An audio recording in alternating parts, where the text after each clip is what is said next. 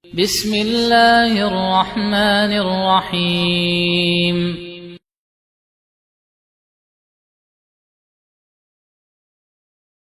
Penyebab siksa kubur yang ke-8 adalah makan riba atau bertransaksi riba.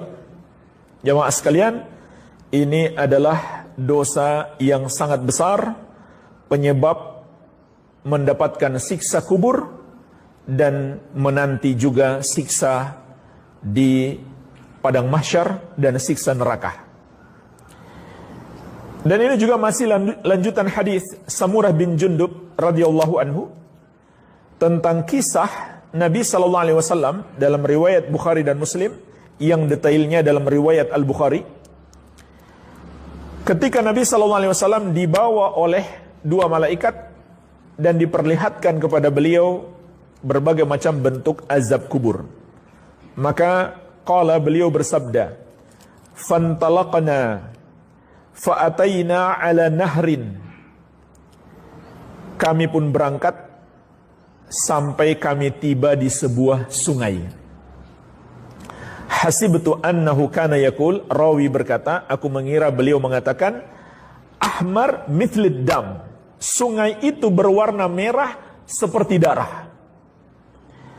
Wa idza fin nahri rajulun sabihun yasbah. Ternyata di sungai itu ada seseorang yang sedang berenang.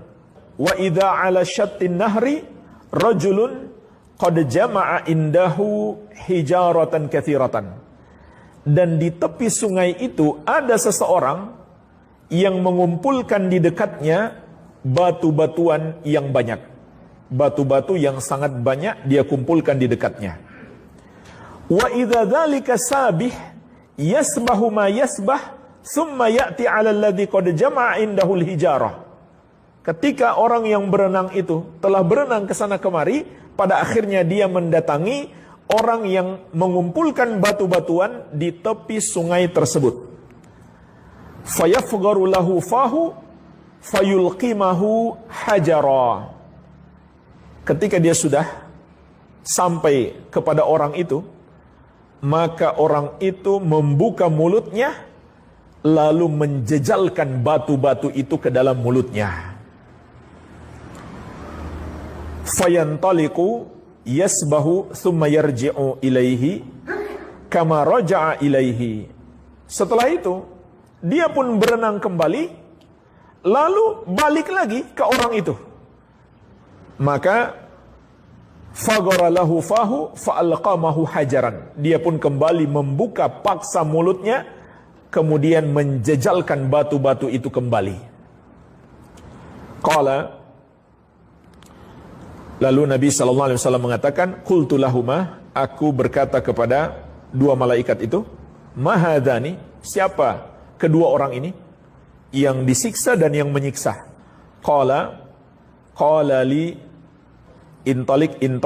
Malaikat itu mengatakan berangkat lagi.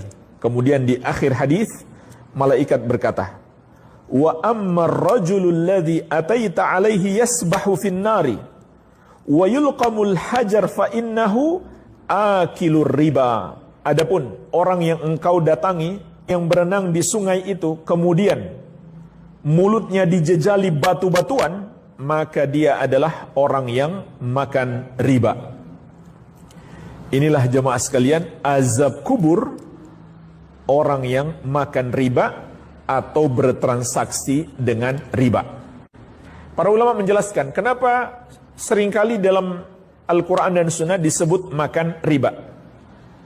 Padahal bisa saja kan dia nggak gunakan untuk makan. Riba itu hanya dia gunakan untuk mungkin beli mobil atau beli rumah, bukan untuk makan. Tapi makna ayat dan hadis mencakup semuanya. Lalu kenapa hanya disebutkan makan? Karena kebanyakan orang untuk makan. Bukan berarti kalau dia gunakan untuk yang lainnya berarti dia nggak berdosa, tidak. Baik, jadi semua yang bertransaksi dengan riba terancam dengan azab kubur ini. Dan ini baru azab kubur ya. Belum azab di hari kebangkitan. Bahkan Allah sebutkan dalam Al-Quran ancaman azab di hari kebangkitan. Alladzina ya'kuluna riba la yakumuna illa kama yakumul ladzi yatakhabbathu syaitanu minal mas. Sesungguhnya orang-orang yang makan riba tidaklah mereka bangkit dari kuburnya kecuali seperti orang gila yang kerasukan setan. Orang yang terkena penyakit gila karena kerasukan setan. Seperti itulah keadaan orang yang bangkit dari kuburnya dan dia di dunia pemakan riba. Iya, belum lagi azab neraka. Sampai-sampai jemaah sekalian, Imam Malik rahimahullahu ta'ala pernah mengatakan, aku telah membaca seluruh Al-Quran dan aku tidak dapati makanan yang lebih berbahaya daripada riba. Karena Allah mengumumkan perang terhadap orang yang melakukannya. Fa'adhanu biharbi minallahi wa rasuli. Kalau kamu tidak tinggalkan riba, maka Allah dan Rasulnya mengumumkan perang terhadapmu. Tapi hari ini apa yang terjadi? Orang yang bekerja di lembaga-lembaga ribawi itu, mereka dianggap hebat, dianggap pekerjaannya mulia karena gajinya besar. Orang yang punya mobil, rumah mewah dari hasil riba dianggap hebat. Subhanallah.